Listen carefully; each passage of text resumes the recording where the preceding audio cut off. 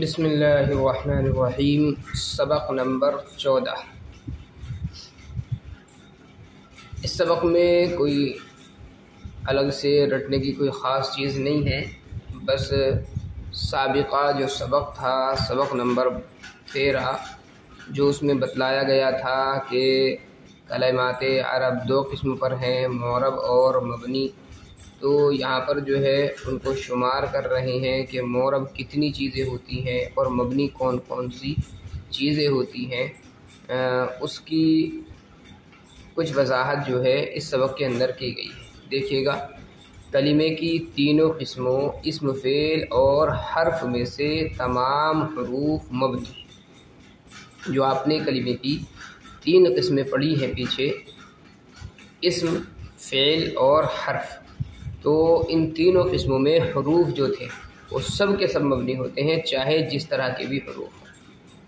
اور افعال میں، یعنی دوسری قسم جو آپ نے فعل پڑھی تھی، تو فعل سب کے سب یا بعض معرب ہوتے ہیں یا مبنی ہوتے ہیں، اس کی وضاحت بتا رہے ہیں۔ افعال میں فعل ماضی، امر حاضر، معروف اور مضارع کے دو صیغے، فعل ماضی کے تمام صیغے، یعنی 14 صیغے جو آپ نے فعل ماضی کے پڑھے ہیں وہ سب کے سب، امر حاضر، معروف۔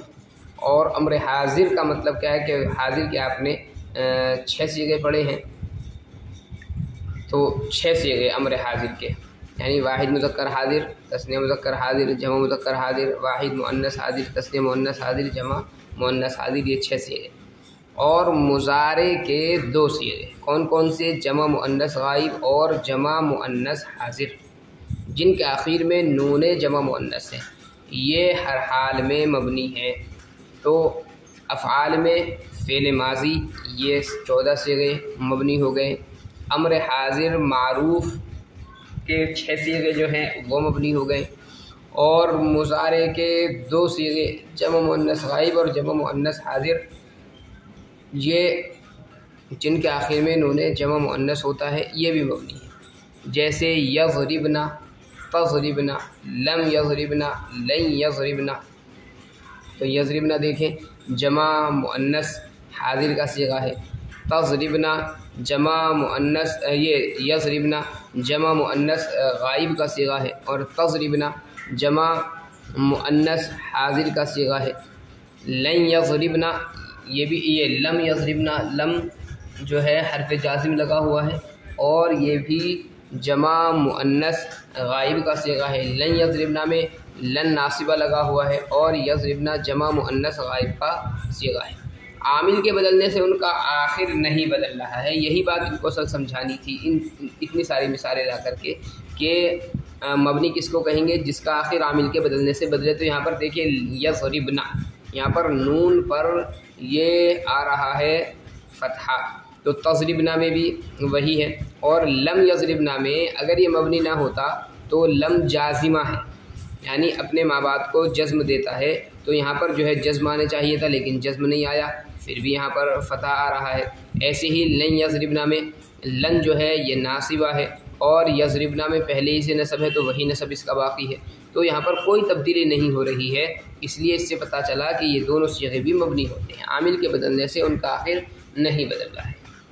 آگے بتا رہے ہیں، نیز اگر مضارع کے آخر میں نون تاکید آ جائے، نون تاکید کا مطلب نون مشدد اور ساکن، یعنی نون ثقیلہ یا نون خفیفہ، ان میں سے کوئی آ جائے، تو اس صورت میں مضارع کے 5 صیغے، واحد مذکر غائب، واحد مؤنث غائب، واحد مذکر حاضر، واحد متکلم اور جمع متکلم بھی فتحے پر مبنی ہو جاتے ہیں۔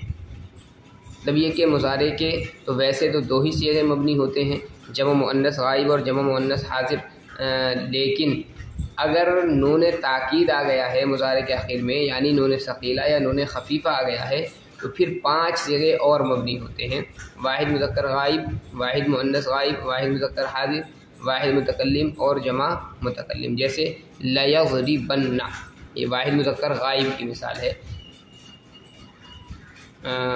لیضربن، لا یضربن، لا تضربن، لا اضربن، لا نضربن۔ यहाँ पर देखो ला यज़रिबन्ना और ला यज़रिबन, ये ला यज़रिबन्ना जो है नून ताकीद सकीला की मिसाल इन्होंने दी है, और ला यज़रिबन जो है नून ताकीद खफीफ़ा की यहाँ पर ये मिसाल दी है।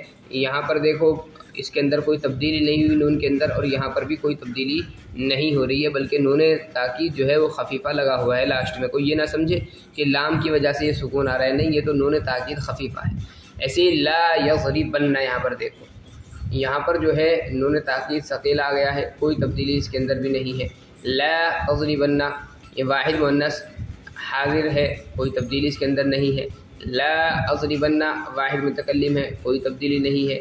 ला नज़रिबन्ना जमा मुतकल्लिम है, कोई तब्दीली नहीं है। यहाँ पर देखो ला यज़रिबन्ना, इसके अंदर भी कोई तब्दीली नहीं।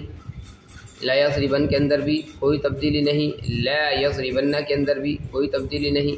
ला तज़रिबन्ना के अंदर भी कोई तब्दीली नहीं है। ला अज़रिबन्ना में कोई तब्दीली नहीं। ला नज़रिबन्ना में कोई तब्दीली नहीं हो रही है। तो इन 5 सिगों में अगर नून ताकीद का आ जाए, नून सकीला आ जाए या नून खफीफ़ा आ जाए, तब भी ये मबनी हो जाते हैं। और अस्मा में इसमें गैर मुतमक्किन जो हैं वो मबनी है, यानी इसमें फ़ेल हर्फ में से तीनों की उन्होंने वजाहत कर दी है। हर्फ में तो तमाम हरूफ मबनी है, और फ़ेल में फ़ेल माजी, अम्र हाजिर और मुज़ारे के 2 सीगे मबनी होते हैं। और अगर मुज़ारे के आखिर में नून ताकीद आ रहा है तो 5 सीगे और मबनी हो जाते हैं। वाहिद मुज़क्कर गाइब, वाहिद मुअन्नस गाइब, वाहिद मुज़क्कर हाजिर, वाहिद मुतकल्लिम और जमा मुतकल्लिम।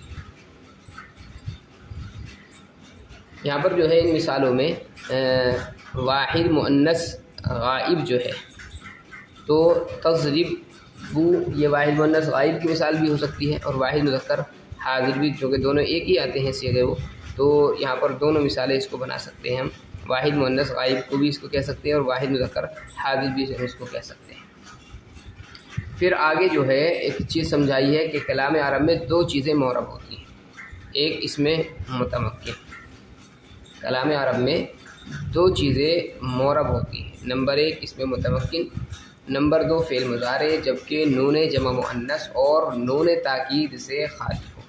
यानी मुज़ारे के जो 7 सीगे बताए थे, 2 सीगे जमा मुअन्नस के और 5 सीगे जो है नून ताकीद आने की सूरत में वो मबनी होते हैं। उसके अलावा जो बाकी सीगे हैं मुज़ारे के, वो सब के सब मौरब होते हैं। और इसमें मुतमक्किन जो है वो भी मौरब होता है। इसमें मुतमक्किन की तारीफ़ कर रहे हैं कि इसमें मुतमक्किन वो इसमें है जो अपने अलावा के साथ मुरक्कब हो, इस तौर पर कि वहाँ आमिल मौजूद हो और मबनीउल अस्ल से मुशाबहत ना रखता हो। तो 2 चीज़ें हैं, एक ये कि वो मुरक्कब होना चाहिए, मुफरद नहीं होना चाहिए, तब वो उसमें मुतमक्किन कहलाएगा। दूसरे कि आमिल मौजूद हो, यानी तन्हा ना हो और मबनीउल अस्ल से मुशाबहत भी ना रखता हो। इसी का दूसरा नाम बता रहे हैं कि इसमें मौरब है। जैसे जा ज़ैदुन में ज़ैदुन, यहाँ पर देखें आप कि ये मुरक्कब भी है, ज़ैदुन तन्हा नहीं है बल्कि मुरक्कब है जा के साथ में, और आमिल जो है वो भी जाइज़ का मौजूद है, और ज़ैदुन को मबनीउल अस्ल से किसी तरह की कोई मुशाबहत भी नहीं है, तो इसलिए इसको कहेंगे इसमें मुतमक्किन। फिर आगे मबनीउल अस्ल बता रहे हैं कि मबनीउल अस्ल जो हमने कहा है कि मबनीउल अस्ल से मुशाबहत ना रखता हो, ये मबनीउल अस्ल क्या चीज़ है? तो बताया कि मबनीउल अस्ल वो कलिमा है जो अपनी असल के एतबार से मबनी हो, किसी दूसरे की मुशाबहत की वजह से मबनी ना हो। मतलब ये कि एक तो होता है अपनी ज़ात के एतबार से, क्वालिटी के एतबार से ही वो मबनी है। एक ये कि क्वालिटी और ज़ात के एतबार से तो मबनी नहीं है, बाद में मबनी हो गया है किसी वजह से, यानी कोई कि नकली है, असली नहीं है बल्कि नकली है। तो मबनी असल किसको कहेंगे? जो असली हो बिल्कुल मबनी, यानी किसी दूसरे की वजह से मबनी न बना हो। मबनी असल कितनी चीज़ें हैं? 3 चीज़ें हैं, फ़ेल माजी, अम्र हाजिर, मारूफ और तमाम हरूफ। ये चीज़ें जो हैं ये मबनी होती हैं बस मबनी असल। बाकी इसके अलावा जो हैं वो मुशाबहत की वजह से मबनी होती है। फिर इसमें गैर मुतमक्किन जो है उसकी तारीफ़ की है कि इसमें गैर मुतमक्किन वो इसमें है जो आमिल के साथ मुरक्कब ना हो, क्योंकि इसमें मुतमक्किन आ गया है ऊपर। कलाम अरब में 2 चीज़ें मौरब हैं, एक इसमें मुतमक्किन, तो इसमें मुतमक्किन के मुकाबले में इसमें गैर मुतमक्किन आना ही था, اس لیے اس کی تعریف بھی کر دی۔ اس میں غیر متمکن وہ اس میں ہے جو عامل کے ساتھ مرکب نہ ہو یا مبنی الاصل سے مشابہت رکھتا ہو۔ اس کا دوسرا نام اس میں مبنی ہے، جیسے جاء ھذا میں ھذا، اور تنہا زید، عمر، بکر وغیرہ۔ تو اس میں غیر متمکن کا دوسرا نام ہو گیا اس میں مبنی، اور اس میں متمکن کا دوسرا نام ہو گیا اس میں معرب۔ تو گویا کہ یہ بھی کہہ سکتے ہیں کہ اس میں معرب کو اس میں متمکن بھی کہتے ہیں، اور اس میں مبنی کو اس میں غیر متمکن بھی کہتے ہیں۔